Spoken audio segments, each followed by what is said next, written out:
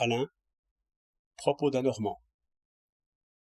J'ai observé hier une petite dame très jeune et assez jolie, qui avait attaché sur son front, par-dessus ses cheveux, qui étaient blonds et plutôt plats, mais d'un joli ton, une mèche en tire-bouchon tirant sur le rouge. Cela ne pouvait tromper personne. On voyait bien que la mèche tenait au chapeau. Cela n'empêchait pas la petite dame d'être très contente d'elle-même. On comprend très bien d'où viennent ces usages stupides, qui compliquent la toilette des femmes sans les embellir. Évidemment, les reines de la mode sont des femmes qui ont environ 45 ans et qui n'en avouent pas 35. Il faut bien qu'elles mettent du fard, de la teinture et des faux cheveux. Mais ne croyez pas qu'elles essaient par ces moyens de ressembler à des femmes plus jeunes et qui n'auraient que leur parure naturelle. À ce jeu, elles seraient battues. Aussi, elles essaient une autre tactique.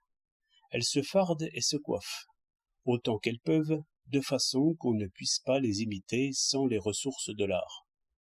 Aussi, elles auront un teint qui ne ressemble à aucun teint naturel, et qui ne peut s'obtenir que par un jeu de petits bâtons blancs et roses.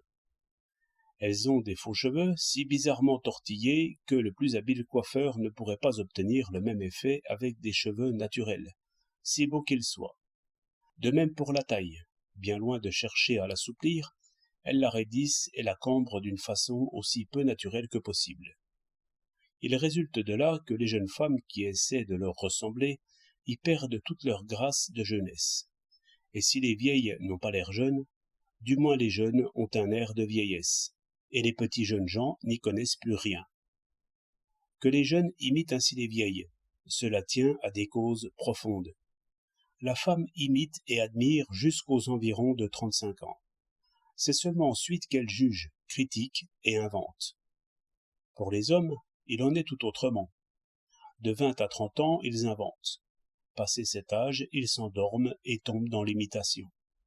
Aussi, les hommes mûrs s'habillent presque tous comme de petits jeunes.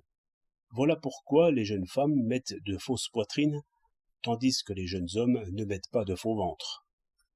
28 juin 1907